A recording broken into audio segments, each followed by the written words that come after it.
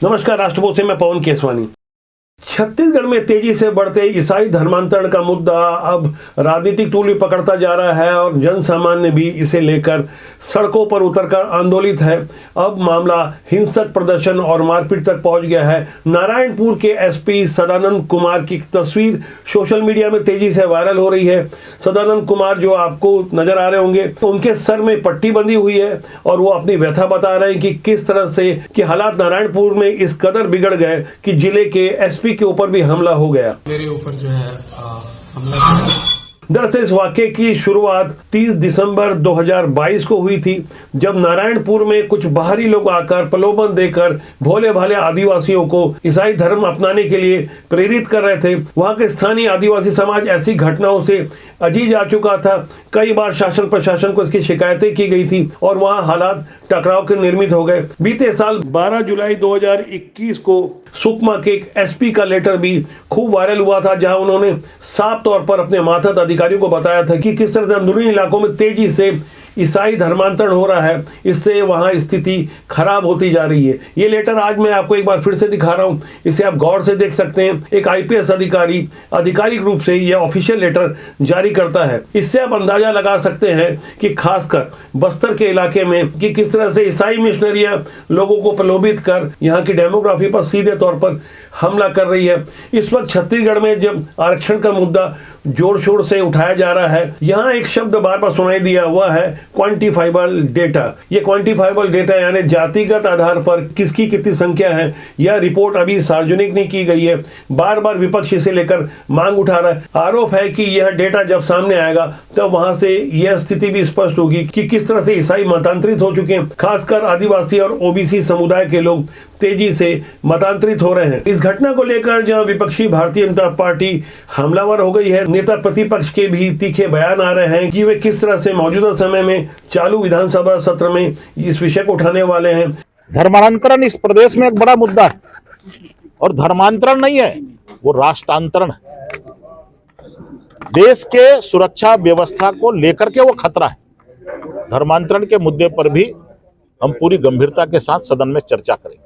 Bharatiya Janata party ने नारायणपुर की घटना को लेकर एक 6 सदस्यीय प्रतिनिधि मंडल का गठन किया है, जिसमें 4 आदिवासी नेता भी शामिल हैं। भाजपा की ओर से नारायणपुर की घटना की जांच करने के लिए अधिकृत किए गए 6 नेताओं में ननकीराम कंवर जो पूर्व गृह मंत्री रह चुके हैं और विधायक हैं, शिवरतन शर्मा जो भारतीय जनता पार्टी के उपाध्यक्ष भी हैं और विधायक हैं। इसके अलावा मोहन मंडावी जो कि सांसद है कांकेर क्षेत्र के, संतोष पांडे सांसद राजनांदगांव, केदार कश्यप जो भारतीय जनता पार्टी के महामंत्री हैं और पूर्व में मंत्री भी रह चुके हैं, महेश गागड़ा ये भी छत्तीसगढ़ शासन के पूर्व मंत्री रह चुके हैं।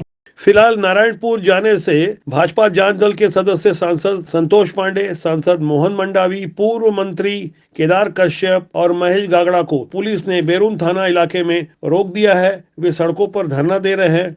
आदिवासियों को आप रोकेंगे, महेश को रोकेंगे, आप केदार जी को रोकेंगे, मोहन को रोकेंगे, जो यहाँ के निवासी है उनको रोकिए, जो यहाँ धर्मांतरण कर रहे हैं। आज जिन लोग को रोकना है उन लोग को रोक नहीं रहे, आप लोग रोकिए ना उनको।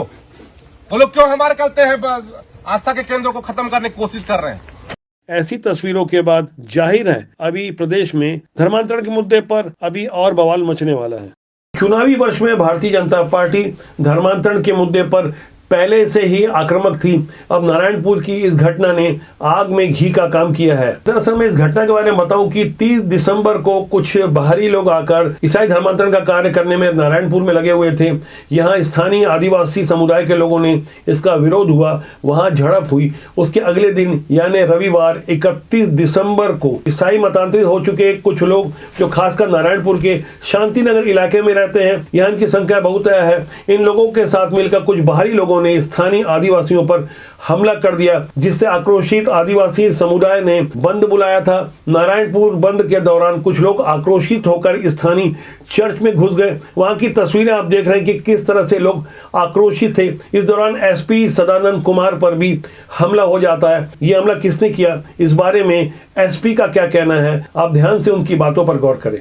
के साथ मैं भी वहां पहुंचा और समझाने की कोशिश कर रहे थे और वहां पे कोशिश कर रहे थे, तभी जो है सब मान भी गए थे। इसके बाद और पीछे से किसी ने मेरे ऊपर जो है हमला किया। दरअसल एसपी पर हमले से पहले रविवार को एड़का थाने के टीआई तुलेश्वर जोशी पर भी हमला हुआ था। वे घायल हुए थे, इसकी शिकायतें बाकायदा दर्ज हुई, लेकिन अगले ही दिन उनके बड़े अधिकारी एसपी पर हमला हुआ। तब ये खबर ज्यादा बड़ी सुर्खियां बनी। इन सुर्खियों से कहीं आगे धर्मांतरण से किस तरह से छत्तीसगढ़ की अस्मिता और संस्कृति को आघात पहुंच रहा है, किस तरह से यहाँ डेमोग्राफी पर सीधा हमला है। यहाँ केवल जनसंख्या असंतुलन का विषय नहीं है, बल्कि उस विषय को समझना होगा कि कौन सी विदेशी ताकतें हैं जो मतांतरण के साथ राष्ट्रांतरण के जहर को घोलने का काम कर रही है। इसका न केवल पुरजोर विरोध होना चाहिए, बल्कि ऐसे आरोपियों को अगर कड़ा दंड न मिले तो जाहिर तौर पर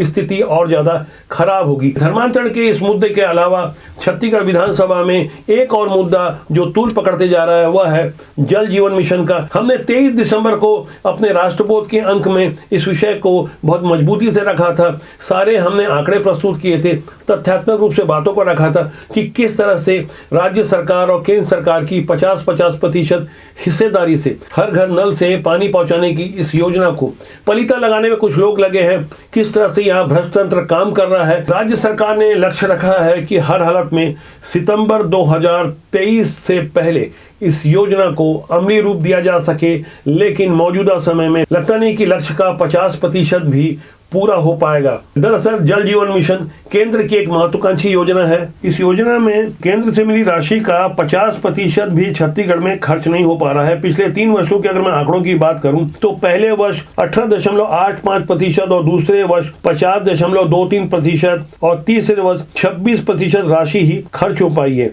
जबकि मौजूदा वित्तीय वर्ष यानी 2022-23 के लिए 2223.98 करोड़ रुपए की मंजूरी मिली है।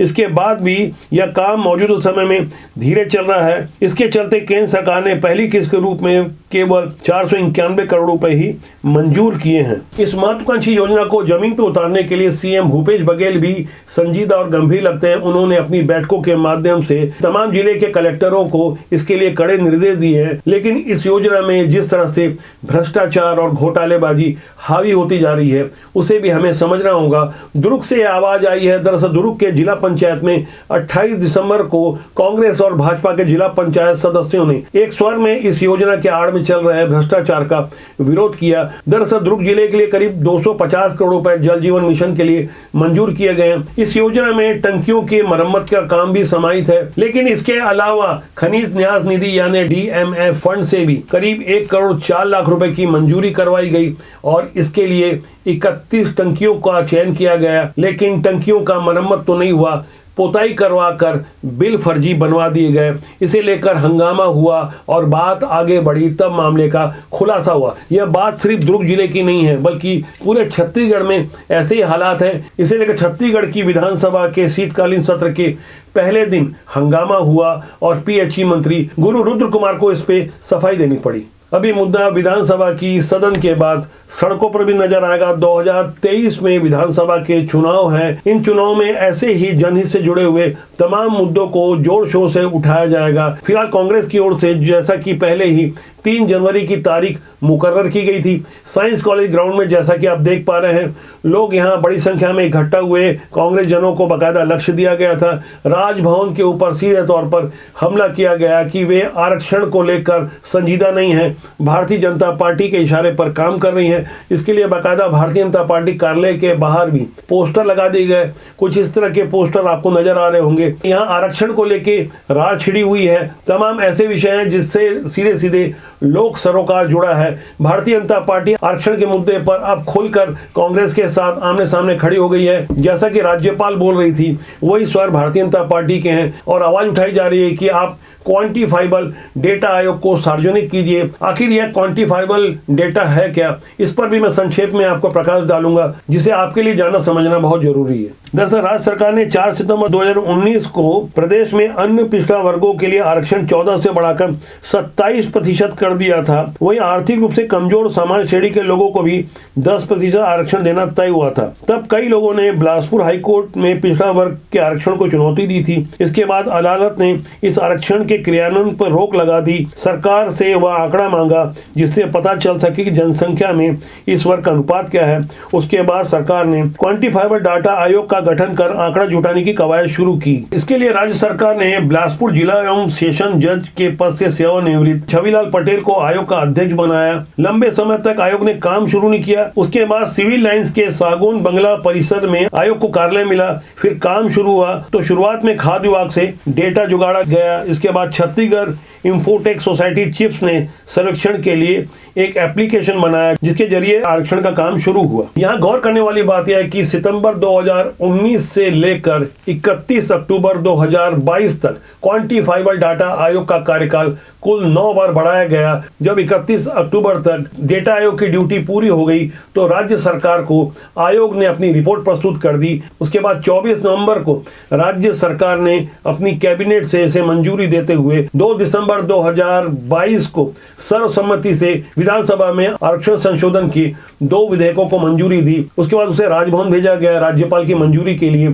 फिलहाल राज्यपाल ने उन पर प्रश्न चिन्ह लगाते हुए क्वांटिफाइबल डेटा आयोग की रिपोर्ट को सार्वजनिक करने की मांग करते हुए एक बड़ा सा प्रश्न चिन्ह लगा दिया है। फिलहाल इसी मुद्दे पर सड़क से सदन तक हंगामा मचा हुआ है। यहाँ समझने वाली बात यह है कि आरक्षण जो लोगों के हितों से जुड़ा हुआ है, इसका जितना जल्दी समाधान हो जाए तो बेहतर होगा, लेकिन उससे भी कहीं ज्यादा लोगों के लिए पीने का पानी बहुत आवश्यक है। जल जीवन मिशन जैसे मुद्दे पर भी आवाज उठनी चाहिए। लोग सड़कों पर निकले। धर्मांतर और आरक्षण के मुद्दे पर जिस तरह से लोग आक्रोशित हैं, जल जीवन मिशन पर भी जनता की आवाज उठनी चाहिए। राष्ट्रबोध आपका अपना जनमंच है। हम लगातार जन सरोकार से जुड़े ऐसे विषयों को आपके सामने रखते रहेंगे, तथ्यों के साथ आपकी आवाज बनकर। हम चाहेंगे कि आप लगातार इस विषय पर अपनी राय दें। कमेंट सेक्शन में जाकर अपनी राय जरूर दें और राष्ट्रबोध को अगर आपने सब्सक्राइब नहीं किया है तो सब्सक्राइब जरूर कर ले। आज के अंक के लिए इतना ही। आगे मैं जल्दी आपसे मिलूंगा। नमस्कार।